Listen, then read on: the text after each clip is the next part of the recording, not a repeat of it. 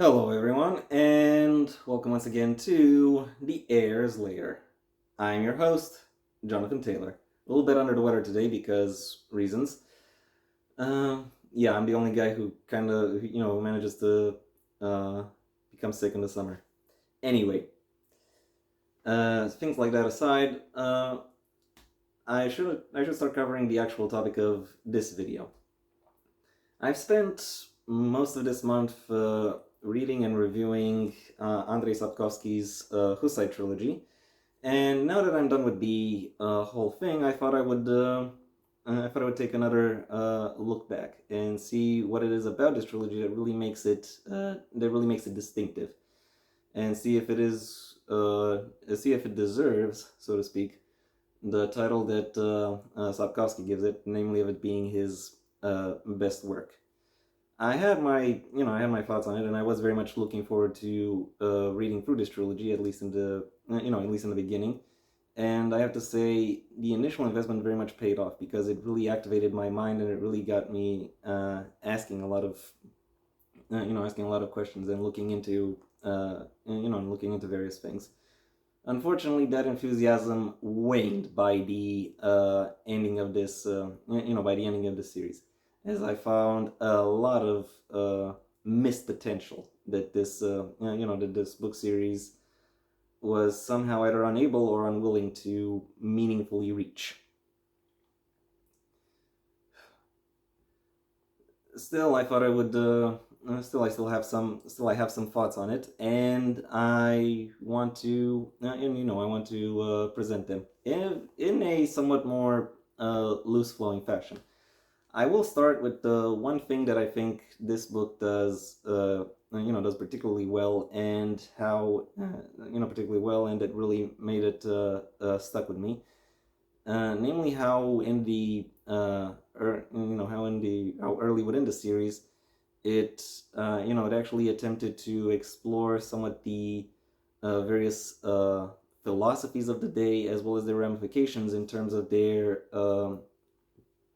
in terms of the socio-political, ideological, religious divides, so to speak. That allowed me at least to gain a greater understanding of how how Catholic Christianity, for instance, approaches the question of statehood and governance beyond just don't kill each other and obey the king. Um, and beyond that, it also helped. And beyond that, these frameworks, these sociopolitical frameworks that these currents and positions established within the setting allowed me at least to more effectively connect with most of the characters that were presented within this book, making them all that much more interesting to follow, and that much more memorable to read about to read about. And it really helped flesh out not just the world as a whole, but also a lot of the characters, making them more immediately connected to the allowing every character to more immediately connect to the reader, or more specifically, every side character, because the leads, by virtue of their positions within society, are somewhat disconnected from these currents, for better or for worse. For better, because it gives them an opportunity to be distinctive, and to really showcase what it is that they and really showcase what it is that makes them particular, and that makes them interesting or important to read about. But on the other hand, it does. It does raise the potential of rendering them either static or idling, as they interact with people, but not necessarily the philosophies that align with them.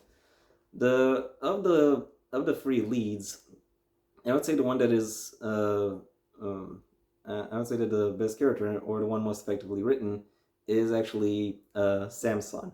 He has he has an interesting, if not entirely compelling, backstory, and the ways in which his approach, his analytical, quasi-academic, yet still very curious approach towards approach towards the world around him, really makes him, really made him a more interesting figure to follow through and read about as he started, as he performed his analyses and formed his conclusions.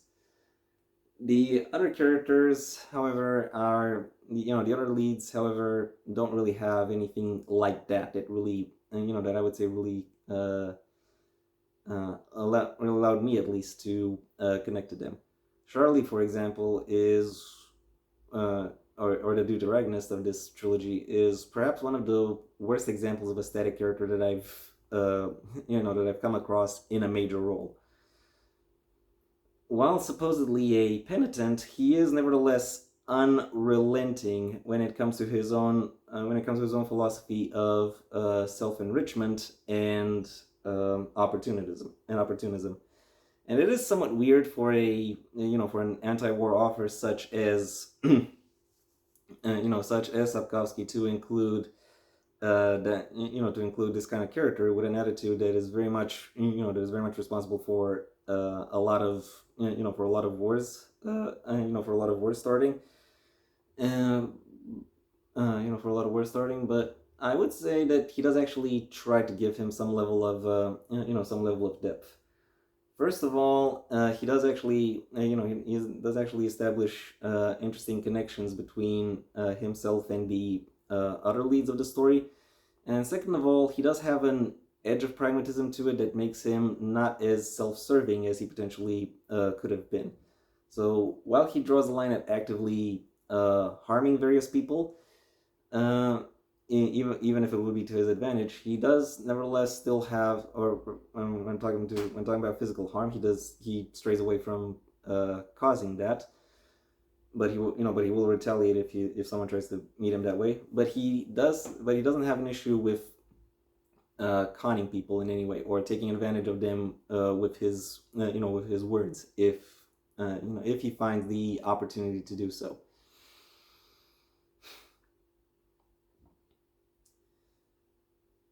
That would potentially render him an interesting character to read about, but over the course of this trilogy, it very much risks him becoming abrasive and dull. I think Sapkowski knew that would be the case because in later books, his appearances are potentially somewhat diminished, and he becomes less of a less of a character who less of a developed character because really his development does is really he really his really his his own approach to his personal philosophy really renders him incapable of growth, but more as a plot device. So, for example, if if the good guy camp needs something unsavory done, then Charlie is typically the one to do it. It's it doesn't really connect. It doesn't really connect to me, and the fact that and the fact that this kind of character who is whose philosophy can very much be stated to be the root of various potential armed conflicts isn't really meaningfully challenged within this book by by this author who was by this anti-war author is a somewhat disappointing surprise, if I may say so myself. Reynevan, by contrast, the actual protagonist of the series, uh, is I would say a pretty bad example of a main character who constantly is in idle. Like he keeps like there are various alterations to his to his character, but ultimately he doesn't really progress much in over the course of through his characterization, given that he is constantly guided uh, you know by first of all by his desire to avenge his brother, secondly by the various love interests that he happens to coast between, all of which end up not really fueling his any meaningful ambition or interest that I could really spot, or at least none that that the book itself also would also throw some level of investment in, because the book really doesn't. And that is particularly surprising when looking at Renevan, because he actually has a lot of things going for him, a lot of potential initiative avenues. He is a doctor as well as a magician and a political and religious rebel. So in many ways, he does bring everything he needs to to make his own path within this society. But even so, I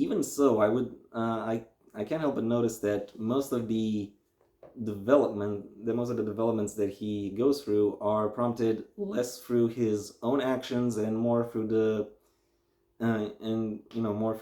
motions and influences of external characters. Now, I could argue that is actually a deliberate move by Sapkowski, in order to showcase that even a man who has so much going for him as Renevan is still powerless against the tides of history. But even assuming that to be the case, I don't necessarily think that message particularly works, because aside from the tide of history, there are various other tides that this book presents, which it then decides to ignore. The third book, for example, very much abandons a lot of the supernatural dimension of the setting, and thereby closing off one of the one avenue of development that I thought would have actually held a lot more promise when it comes to the realization of this series.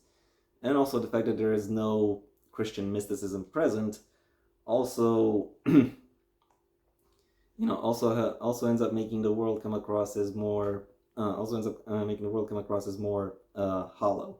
I think Sapkowski could have done a better job at it at his book, by leaning a little bit more into his Arthuriana roots and really exploring exploring those supernatural aspects with the employ of his characters. And in fact, if I were to do a little bit of a rewriting suggestion for this series, I would argue that is the main thing that I would want to see changed. Spend a little bit more time within the supernatural, potentially introduce within that supernatural world a conflict that in some way mirrors the IRL conflict, and have the lead and supporting characters vacillate between them, because I think that allows for plenty of opportunities for facsimiles and other stylistic elements to become involved with the story and deliver a deeper message. But unfortunately, the books are quite slim at connecting to deeper contexts. I haven't even mentioned the framing device within which this particular trilogy is built, because, well, it doesn't really impact the story in and of itself in any particular fashion. The closest it comes to that is right at the end of the third book, when it is hinted that the narrator from the framing device, the one who has been telling the story of this trilogy of books, might potentially be Charlie himself. But even if that is the case, I don't really see how that makes this the story better or more interesting to follow, except for, oh, there's an unreliable narrator. What does that mean? Yeah, I do actually see the potential here. Having a very pro-war character being then at the end of the war being the one who talks about how great he is or how right he is. That is the potential I would see, but still but that doesn't really diminish the impact that that doesn't really diminish the potential that the supernatural aspect of this world really had, and that I really would have wanted to see explored a little bit little bit further, a little bit better. I know I've been quite negative throughout this video, but to be honest, pretty much most of what I've said is things that I figured out retroactively, because when I was actually when I was actually in this series and I was actually going through the books, my opinion on them was actually quite favorable. If you'll look at the other reviews that I put out this month, you'll find that a lot of them are actually quite positive in terms of how I in terms of how I presented the the story, the developments, and the their respective framing. I can very much see what it is about this. I can very much see what it is about this particular moment in time that made Sapkowski enthusiastic to write about it. But I don't necessarily. But I can't necessarily say that the end result is really among his best work, which is right here. Let me see. What end is right here? These books. Those because those I would say really do a better job at utilizing framing devices than this book did. Even if you go for an intellectual reason why such framing devices would be used, the the final two Witcher novels really do a better job at incorporating framing devices within their broader narrative. Still, it does have plenty of high points. The trilogy, I mean, or the Hussite Trilogy. So in that sense, I can't call it a bad book, but I can refer to it as a slight disappointment. And yeah, that was my overview. Thank you for your attention. If you enjoyed it, well then please like the video, maybe even share it wherever you think other people will also like the video. If there's anything you'd like to add, either to the trilogy as a whole or to my impressions of it, that is what the comment section is for. And if you want to see when my next video gets released, well then, please subscribe. And ideally also ring the bell or do whatever else YouTube will ask of you in order to keep you notified. My books, the first of my own Heir to the Empire series, The Next Generation and The Path Not Taken, are available at various book retailers under their respective master links in the description down below. Right past my social media links, which I would suggest you check out should you choose to. And given I'm still trying to get my third book in the series released, I might have some updates on that in the social media, and the previously mentioned social media links, or rather behind those links. So when you see this video, might be as good a time as any to check those out. Additionally, I have a second channel where you can hear me talking about whatever crosses my mind, though it'll typically be about topics not related to the print medium. So if that sounds like it could be of interest to you, then I suggest you go ahead and check it out. If, however, you want to hear more about my thoughts on the print medium and selected works therein, well then I suggest you stay on... That was a weird way for my voice to crack. I suggest you stay on this channel and go through my extensive backlog, where aside from an embarrassment of riches when it comes to book reviews, I also do the occasional series overview, writing advice video, or book rewriting video. If none of what I've said sounds like it could be of interest to you, then I suggest you go ahead and do whatever you want the rest of your day, because it is your day after all. And yeah, that was it from me. So until next time, I'm Jonathan Taylor, and this has been the Heir's Lair.